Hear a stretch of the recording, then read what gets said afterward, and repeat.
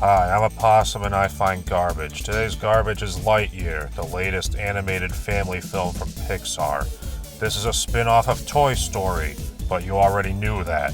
What you might not have known is that this movie is flopping at the box office, proving once and for all that you can't coast on brand recognition forever.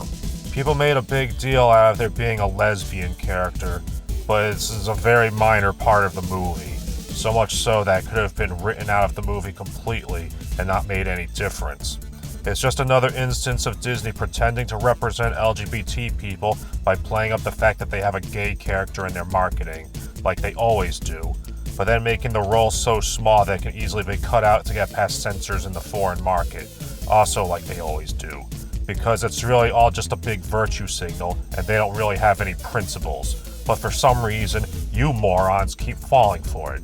Supposedly, there's a gay kiss somewhere in the movie, but it must have gone by really fast or happened in the background or something, because I didn't even see it.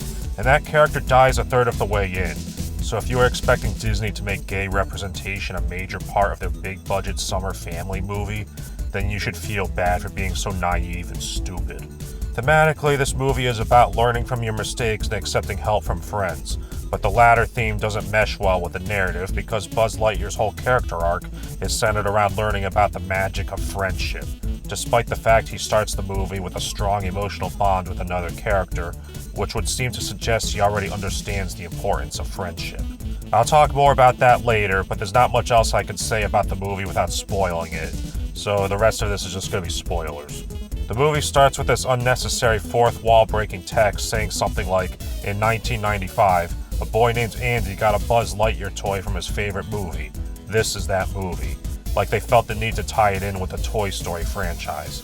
And now I'm just trying to picture a movie like this in 1995. It would have looked like that Lost in Space movie or something. So Buzz and his commander, Hawthorne, lands on this alien planet. We know what Buzz's character arc is going to be right off the bat because Hawthorne tells him to take this rookie with him, but he refuses, saying he doesn't need help. They get attacked by carnivorous plants and giant bugs, so they run back to the spaceship, and Buzz refuses help while he tries to launch, but he ends up crashing it because the evil plants wrapped a vine around the landing gear. So I guess even though these rocket boosters have enough thrust to make a stadium-sized spaceship escape the gravity of a planet, the vines are strong enough to make them veer off course. Then the movie cuts to black as they crash. Then we see the crew of the ship, consisting of a few dozen people, standing around in the desert. And Buzz and Hawthorne find out the magical sci-fi crystal, which makes faster-than-light travel possible, has been damaged. And I guess they only had one on this giant spaceship, and since there's something like 4 million light years from Earth, they have no way to get back to Earth without it. Buzz tells Hawthorne that he's resigning since it's pretty much his fault they ended up stranded there, but she tells him they're going to fix the ship and they need him to pilot it. We time-lapse to a year later, and the crew have fixed the ship and built a little city around it. Buzz has to do a test flight with the hyperdrive crystal they made from local minerals or whatever, so he flies a smaller spaceship around the sun, but he can't quite reach light speed. When Buzz returns, it turns out that 4 years have gone by, and even though Buzz is a trained space ranger, he needs the concept of relativistic time dilation explained to him. Now, I understand that this was done for the sake of the audience, but I think they could have written it in such a way that it didn't make Buzz look like an idiot. It's like if someone had to explain Phaytag's pyramid to a screenwriter. Anyway, Hawthorne tells Buzz she got engaged to another woman. Yeah, she's the lesbian. And she gives him a robot cat named Socks, who's programmed to help him cope psychologically with the time skip. Buzz convinces Hawthorne to attempt the mission again. He tells Socks to work on the hyperfuel formula so that they can synthesize another crystal while he's gone, but the mission fails again. When he returns, he finds that several more years have gone by, and now Hawthorne is pregnant. Buzz tries to fight again and again, and we get a montage of him skipping further and further through time and seeing Hawthorne go through different stages of her life until, finally, he returns and she's gone. He finds a hologram recording in which he tells him she would be dead by the time he got back, and we see a single tear drop into a photo of her. So this is the obligatory Pixar tugging at your heartstrings moment, but for whatever reason, it just fell flat for me. Comparing it to something like Up, I think the difference is that movie spent the first 10 minutes detailing the lives of two characters growing old together, so we get to see them fail to achieve their dreams before one of them dies. whereas Lightyear literally has one character time-skipping the other character's life away, and we don't really know the details of their relationship at this point. It's kind of hard to form an emotional connection to a character you don't know. There's also the fact that the heartbreak in Up is much more relatable, whereas most people are never going to experience time dilation causing them to miss out on the lives of everyone they know. Anyway, just then, some guy named Burnside comes in. It turns out he's the new commander, and since an entire generation has grown up on the planet by this point, he tells Buzz they've stopped trying to escape and forbids any further test flights. By coincidence, it turns out Socks has finally found a working formula after 60-something years. The military police or whatever come to decommission Socks. So Buzz flees with him and they break into the hangar, and for whatever reason, the place where they mix the hyperdrive fuel to make the crystals is in the same building. So they make a new crystal, but then Buzz falls on the laptop and breaks it. So now they can't make another crystal. Yeah, even though Socks is a robot, I guess he didn't store a copy of the formula in his internal memory or anything.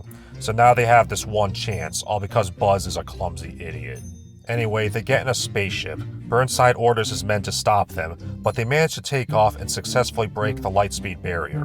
But when they return, they're unable to decelerate in time and end up crash landing somewhere miles from the city. Buzz then meets Hawthorne's granddaughter, Izzy, and it turns out another 22 years have gone by. And the planet has been invaded by robots, which everyone calls Zurg robots, because they can only say Zurg for some reason that is never explained. As they hide from one of the robots, the robot teleports the spaceship away, but Buzz manages to save the MacGuffin crystal. Izzy takes Buzz and Socks to a hideout and introduces them to a ragtag team of misfits surviving outside the city, which is protected from the robots by a force field. A robot attacks, they manage to defeat it with dumb luck, but then Buzz decides he has to take the crystal back to the city where the big spaceship is so they can all escape the planet. Buzz, Socks, and Izzy's crew of untrained cadets drive somewhere to get a spaceship, but the hangar is full of giant bugs. The bugs are hibernating, but they wake up when the most annoying character, Mo, accidentally drops the truck keys and sets off the car alarm. Now, Mo just might be the worst thing about the movie. He's supposed to be a comedy relief sidekick, but he doesn't do anything funny. He's a bumbling, cowardly, clumsy idiot who does nothing but cause problems Buzz and Izzy have to solve. He's basically this movie's Jar Jar Binks. He really drags the movie down, and it would have been better off without him. So the gang managed to hide from the bugs in a room full of Space Ranger spacesuits, so they suit up and use the cloaking feature to turn themselves invisible. Buzz tells them to sneak back to the truck while he takes the spaceship because he doesn't want them going with him since they're all incompetent. But it turns out Buzz forgot to tell them that the cloaking feature only lasts about a minute, so they uncloak and the bugs chase them. They turn and see Buzz gesturing for them to run to the door, but they somehow mistakenly believe he's telling them to come back, so they run back to him, bringing the bugs with them. They manage to escape in a small spaceship called an armadillo, which I guess is some sort of small cargo spacecraft, but while they're on their way to the city, the bad guy, Zurg, the leader of the Zurg robots, flies in and shoots them down. They crash land near a big mining outpost which they assume has a thing they need to fix their spaceship, so they walk there. They go into some kind of control room and find the thing they need, but then Mo accidentally bumps a control panel, which triggers a security thing and they get trapped in force field cones. For some reason, the force field cones still allow them to move around, they just can't leave the room, so they easily escape by slamming into a conveniently placed power supply. Mo gets all sad because he screws everything up, so Buzz tells him about how he was an incompetent idiot like him when he was in training, but for whatever reason, Hawthorne saw something in him. But that's all the backstory we get. Zurg himself shows up and chases them. Mo trips, so Izzy turns back to save him, but then Zurg just steps over them. And it turns out he's only after Buzz.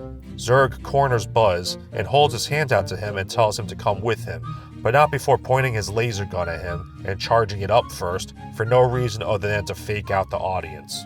The others manage to save Buzz by shooting Zurg with what I assume is a futuristic piece of mining equipment. Then they try to escape in the armadillo, but they can only hover because Socks needs time to install the thing they found, and the robots chase them. They manage to fight off the robots with munitions that were left in a big crate in the back of the armadillo, and Socks finishes installing the thing, but then the system needs to reboot. Izzy jumps the gun and presses a button before the rebooting finishes, causing the armadillo to eject the MacGuffin crystal.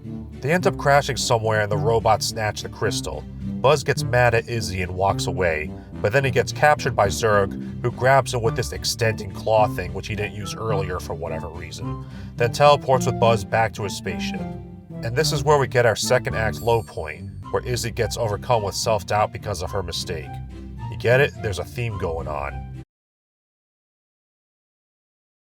On Zurg's spaceship, Buzz tries to run from Zurg, but Zurg stops him. Then Zurg's chest opens up, revealing that he's actually a robotic suit piloted by Buzz Lightyear himself, but it's an alternate timeline version that's 50 or 60 years older.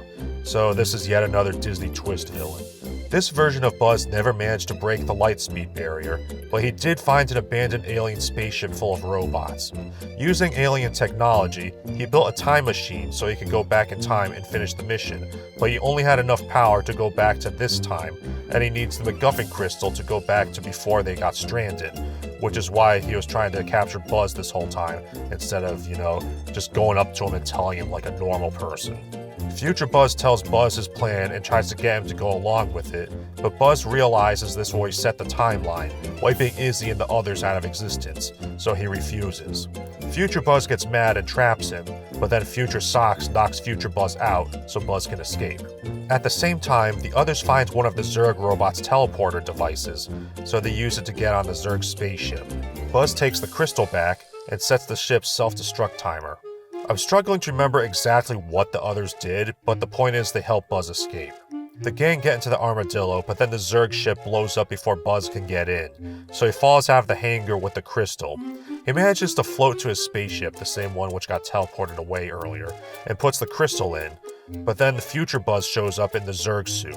Future Buzz pulls the crystal out of the spaceship, so Buzz gets out and now suddenly has wings and a jetpack, which I guess was just in the spaceship this whole time. He shoots at the crystal, blowing it up, along with Future Buzz. So Buzz Lightyear literally kills himself. Buzz flies over to the armadillo, which is uncontrollably tumbling down to the planet. Now, throughout the movie, there's been this stupid running gag where Mo keeps pulling out a pen that slots into a spacesuit, but he never finds a use for it until the armadillo is about to crash in this scene. And they use it to pry open the door to the emergency air brake, which gets stuck for no reason other than to create tension for the audience. So Mo was a useless idiot who did nothing but get in the way for the whole movie, until they finally found a use for his pen. That's his character arc. He's not even the one who pried the door open, he's just the guy who had the pen. Anyway, Buzz pushes on the armadillo to sort of steer it while the crew inside turn on the air brakes, then they crash land safely. Burnside yells at Buzz, but since he saved them from Zurg and his robots, he decides to put him in charge of their new Space Ranger program. Buzz salutes a statue of Hawthorne, and then he and the gang get in a spaceship and take off on another adventure. And then there's a post-credits scene where it's revealed that Future Buzz / Zurg is still alive, baiting a sequel. Okay, let's talk about the themes now. So Buzz starts off feeling the need to save others and refuses help from others. And this is made evident at the very beginning, even before he causes the crash that strands everyone. So it's not a guilt complex. Maybe he has trust issues, but he's never given a backstory which would indicate such. You might say Buzz is the type of guy who thinks he's better off alone, which is how the movie plays him for the most part, but then he has an extremely close emotional bond with Hawthorne, so if that's the theme, then it really doesn't mesh well with the narrative. So Lightyear tries to do the whole power of friendship saves the day kids movie thing, but it's not like Buzz had to learn about the power of friendship because he already had friends at the beginning of the movie. So if that's the theme, they executed it in such a way that the theme undermines Buzz's character and vice versa. There's also a theme about learning to let go of the past and not get hung up on your mistakes, and this theme makes much more sense with the plot we get. Buzz tries to rectify his mistake of stranding everyone on the planet, but in doing so, ends up fast-forwarding in time until all of his friends die, so essentially, he also failed to save them. Then his future self tries to literally go back in time to prevent himself from stranding everyone on the planet, meaning his future self never learned to let go. But then Buzz realizes it's too late to fix his mistake because doing so would erase everyone who's alive now from existence. Comparing it to Up again, both of these movies are about letting go of the past and moving on from one's regrets, but Up just does it a lot better. I think the difference is Carl's arc in Up is much more relatable because he's essentially overcoming a whole lifetime of regret because he failed to achieve the dream of the woman he fell in love with when he was a kid. Whereas Buzz is still young when he goes to the future and has to save a bunch of people he doesn't even know. So what it comes down to is Carl's story is much more personal than Buzz's. So I guess to conclude, Lightyear isn't terrible, but it's also not memorable. It has a few funny moments, mostly involving the cat, but it also has annoying characters who serve no purpose, including one who tags along but is so unimportant that I didn't even mention her until now. A theme that isn't fully realized, and attempts at emotional moments which don't resonate. This is just yet another mediocre movie from a studio long past its prime. 6 out of 10. So that's all I have to say about Lightyear. Like this video, subscribe if you're not subscribed already, leave a comment because the algorithm likes it, and support me on Patreon. Bye.